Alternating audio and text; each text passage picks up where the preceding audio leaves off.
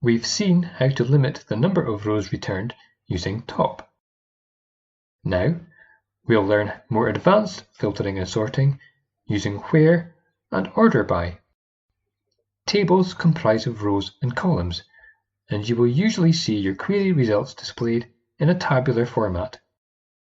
But we should bear in mind that queries return specific sets of data that meet the conditions we specify, and that sets have no default order. There is no guarantee our query will return the results in the same order each time. However, we can make this happen using order by. To order our query results, we write order by below from. Then list the columns we want to sort by.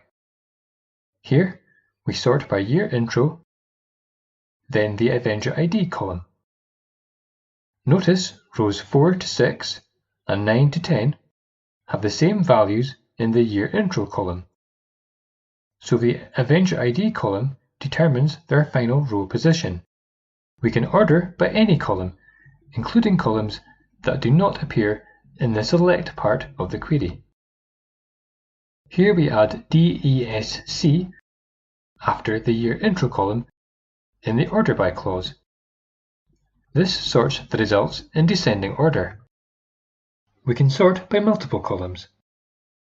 On the left, the columns are first sorted by year intro in descending order, and then appearances in ascending order. Year intro is listed first in the order by clause, so it takes precedence when sorting the rows. Then the appearances column is sorted in ascending order for each year. On the right, both columns are sorted in descending order.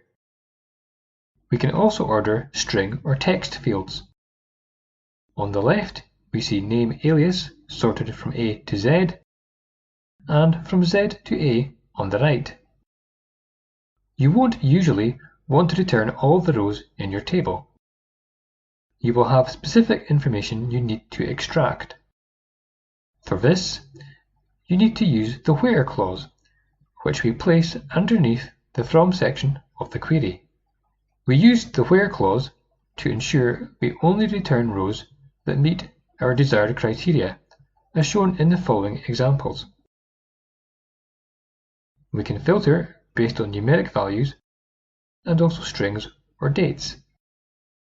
We can use single quotes to specify the text or date value we want to use as our filtering criteria.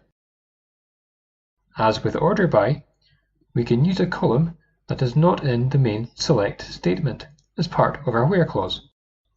You can test for non-equality using the left and right arrows together. You can use between to return values in a range. This is inclusive. This query will return every available value from 20 right through to 30. You can negate this by prefacing between with not, meaning these values will be excluded from the results. Nulls occur when there is no value for a particular field for one or more records. Some columns are not allowed to have missing values. However, it may be perfectly valid for other columns to contain nulls. A missing value is not necessarily a zero value, and we may need to be aware of the missingness of the record.